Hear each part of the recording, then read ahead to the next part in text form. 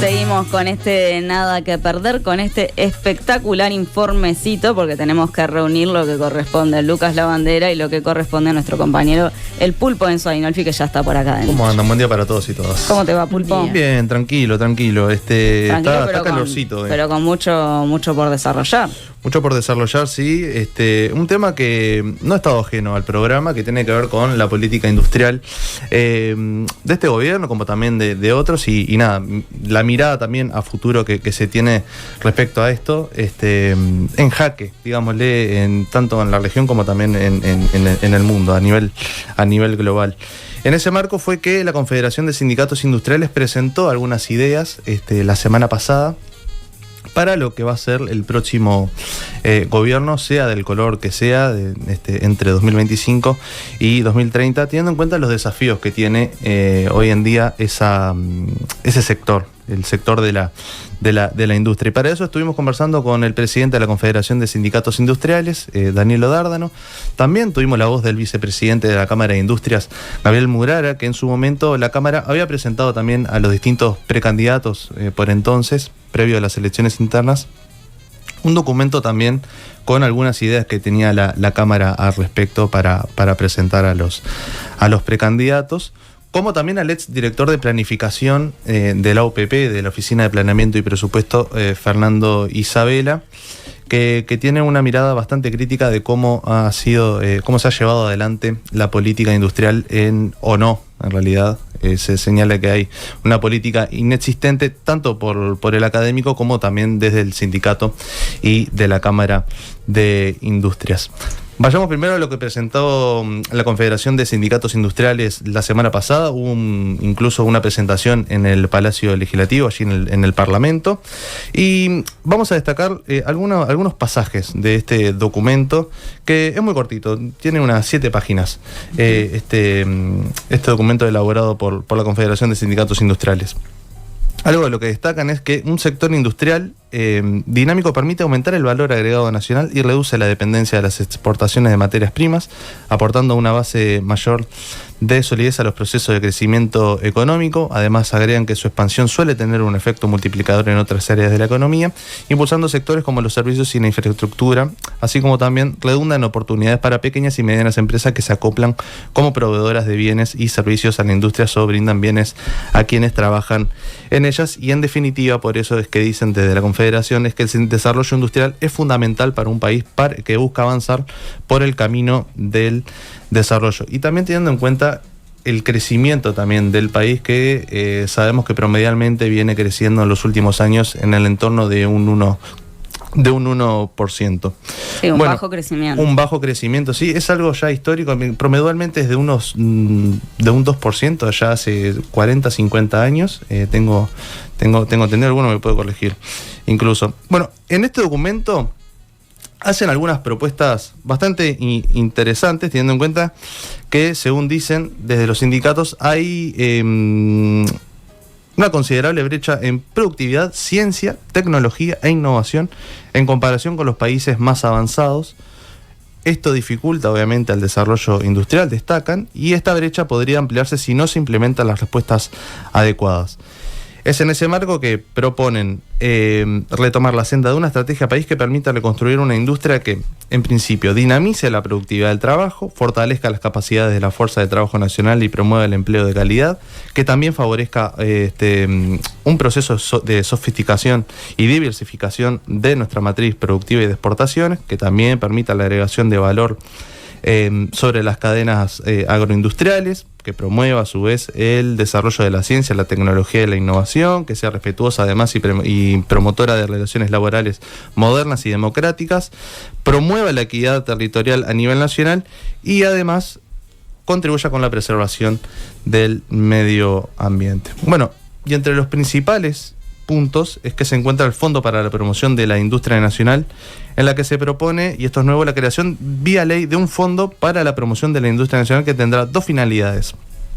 Por un lado, lo que tiene que ver con la conformación de un instituto de investigación y promoción de la industria uruguaya, que va a abocarse al monitoreo, investigación y promoción del sector, como también al diseño de la política pública para el desarrollo industrial y el empleo de calidad, Y por otro lado, también lo que tiene que ver con la conformación de un fondo para la compensación y capacitación ante la cesantía laboral en el sector, que permitirá complementar el seguro de desempleo del trabajador hasta alcanzar el 100% del salario, teniendo como contrapartida instancias de capacitación obligatorias para la reconvención de las capacidades de empleabilidad industrial.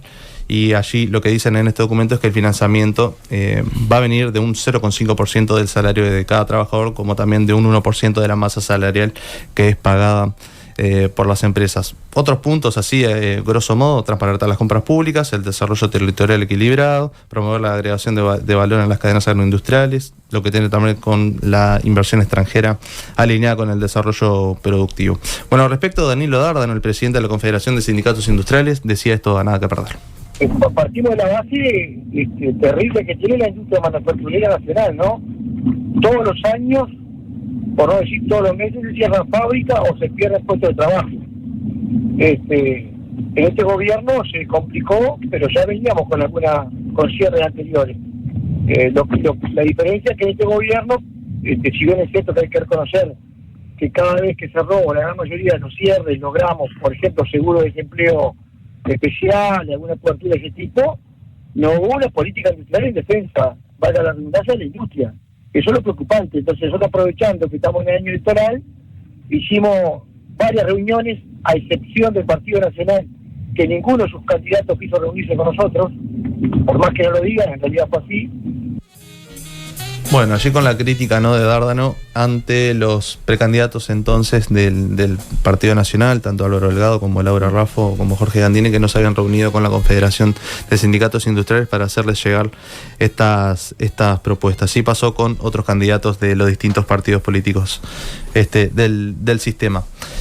¿Qué pasó en estos últimos 30 años con respecto a la industria? Según los sindicatos, cayó enormemente la cantidad de gente en la industria. De acuerdo a este documento, la industria actualmente representa aproximadamente el 11% del Producto Bruto Interno, alcanza cerca de 160.000 trabajadores y trabajadoras, más un importante además número de empleos asociados, y abarca alrededor de unas 19.000 empresas. Tiene una participación relevante en la canasta exportadora, fundamentalmente por su posición en las principales cadenas agroindustriales de exportación. Y también está la postura de la Cámara de Industrias, que en este documento que habían presentado de los precandidatos decían que el sector produce cerca de unos 17.000 millones de dólares por año, de los cuales 10.000 millones aproximadamente es lo que se exporta al exterior del país. Bueno, justamente pidiéndole un balance también al vicepresidente de la Cámara de Industrias, Gabriel Murara, opinó sobre el documento que presentó la semana pasada la Confederación de Sindicatos Industriales, y también dio cuenta de un matiz con lo que tiene que ver con las negociaciones laborales. En el 80-90% de lo que está ahí escrito podemos coincidir, porque es casi una copia de lo que presentamos hace 5 meses. Entonces sería ilógico no coincidir con algo que pedimos.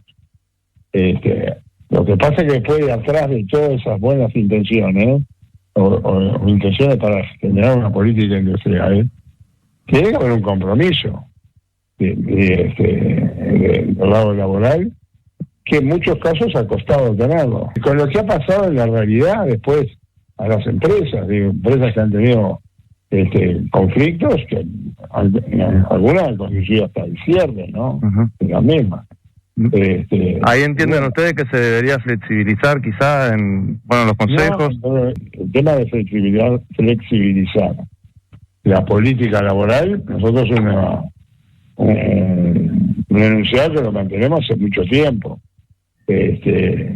Pero todo eso en un acuerdo y en un funcionamiento lógico, no de paros y más paros como se ha dado muchas veces, sin mirando el árbol y no mirando el bosque de lo que puede pasar con las cosas. Bueno, justamente esta posición de la Cámara de Industria se ve reflejada en el documento que había presentado en su momento a los precandidatos, en lo que tiene que ver con la negociación tripartita, que dicen que exclusivamente sea para acordar el salario mínimo por rama de actividad, garantizando así un proceso transparente y representativo de los diferentes intereses, y además presentan como iniciativa el establecer mínimos diferenciales por tamaño de empresa y zona geográfica, reconociendo las distintas realidades laborales que existen en el país. Y dicen también en este informe, la negociación salarial actual perjudica a las micro, pequeñas y medianas empresas del interior, ya que están obligadas a pagar salarios mínimos superiores a sus niveles de productividad. Bueno, por otra parte, uno de los puntos del documento de la Confederación de Sindicatos Industriales tiene que ver con la institucionalidad para un desarrollo participativo. ¿Qué es lo que se propone allí? Es la conformación de mesas de diálogo productivo sectorial para construir grandes agendas de desarrollo productivo, y esto era lo que decía Dardano. O sea, el nombre es lo de menos, precisamos tener un plan armado con amplio respaldo social, o sea, de los actores sociales, tanto empresariales como los trabajadores, sumar a la academia, Congreso de Intendentes y todos los ministerios que correspondan a las cuestiones de desarrollo. Ese es el planteo nuestro. Y de ahí empezar a bajar los sectoriales por rama de actividad. ¿Se entiende? O sea, lo macro y después ir bajando cada vez más y terminando de repente en comités o ámbitos de la fábrica para mejorar la productividad, la competitividad, la relación del trabajo que nos permita tener una industria de nuevo tipo. Ese es lo que a mediano plazo. A penetrar como industria nacional. Podemos hacernos los tontos, mirar para otro lado, y bueno, y en pocos años, muy pocos, quedamos sin nada. Bueno, esto que se plantea en el documento de los sindicatos industriales va un poco en línea con lo planteado por el Frente Amplio, específicamente con las 48 medidas, las 48 prioridades que tiene el gobierno, un eventual gobierno de Yamandu Orsi en caso de ganar las elecciones próximamente. ¿Qué es lo que dice este documento? Diseño una nueva política de desarrollo industrial que contribuya a potenciar la innovación y a crear empleos de calidad. Y para allí lo que dicen es que se requiere el diseño de una nueva política con amplia participación de todos los actores, donde el conocimiento y la innovación sean protagónicas, que se considere que no es posible priorizar a todos los sectores, se debe trabajar en un alineamiento de las políticas productivas con jerarquización de enfoque de desarrollo para que exista mayor competitividad y diversificación de una industria más sostenible y con enfoque de género. Esto en un sector históricamente que es masculinizado, ¿no? En base a un ecosistema de innovación e incentivos para ello. También hablamos con Fernando Isabela. Así es, desde Nada que Perdón nos pusimos en contacto con el exdirector de planificación de la oficina. Se le cayó la caravana. Se le cayó la caravana en vivo. No puedes sostenerlo. Te decía, Pulpo, que desde Nada que Perdón nos pusimos en contacto con el exdirector de planificación de la Oficina de Planeamiento y Presupuesto. Primero que nada, para saber, qué balance se puede hacer acerca de las políticas industriales durante este periodo. Lo que nos decía Isabela básicamente es que le cuesta a él identificar algo que propiamente puede llamarse una política industrial. Básicamente le entiende que hubo una política macroeconómica que conspiró justamente en contra del desarrollo productivo. Creo que hubo algunas medidas muy específicas, asociadas sobre todo al tema del costo energético, pero para algunas empresas en particular, de manera un poco arbitraria, y después poca cosa más. Que uno puede decir, acá hay una política propiamente industrial. Después hubo una política macroeconómica que además conspiró claramente contra el desarrollo productivo, sobre todo contra el desarrollo en los sectores transables, digamos, que son de exportación, que de la mano de un atraso cambiario muy fuerte, que perjudicó a todos los sectores que se pudieran exportar a la misma vez. Entonces, yo creo que el país termina el quinquenio sigue una larga tendencia de desindustrialización, que es verdad que viene de antes, pero me parece que lo profundizó mucho. La industria manufacturera en el PIB y en el empleo hoy representa menos del 10%, lo cual es un mínimo probablemente en cerca de un siglo en la historia del país, ¿no? Desde la academia, como también desde los sindicatos y de la Cámara de Industrias, coinciden en que no ha habido una política clara, digámosle, por parte de este gobierno para favorecer a la industria nacional. ponen como ejemplo, ¿no?, todo lo que tiene que ver con el atraso cambiario, la poca inserción internacional también que hubo por parte de este gobierno, que es una crítica constante que se le hace a la Cancillería. Y atado a esto tiene que ver también con los problemas de competitividad y bueno, también todo lo que está sucediendo en el puerto, en específico en el puerto de Montevideo. Bueno, ¿y qué nos dice el programa del Frente Amplio sobre este tema? Bueno, Isabela nos habló de 3 ejes fundamentales para el desarrollo de la política industrial. Primero que nada, el desarrollo de políticas de promoción de ciertas actividades.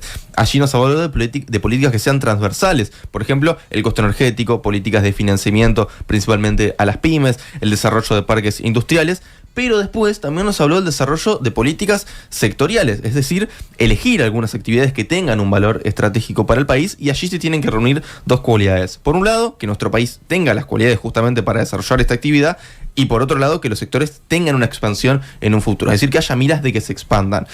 También nos habló de un segundo eje, Isabela, un Plan Nacional de Ciencia, Tecnología e Innovación. Vamos a escuchar qué era lo que nos decía al respecto. Es decir, hoy en día es imposible imaginar la industria compitiendo, desarrollando productos exportables que generen empleo y empleo bien pago y buenas posibilidades, si no es con la incorporación de ciencia y tecnología, lo que implica que, digamos, es la clave de la innovación.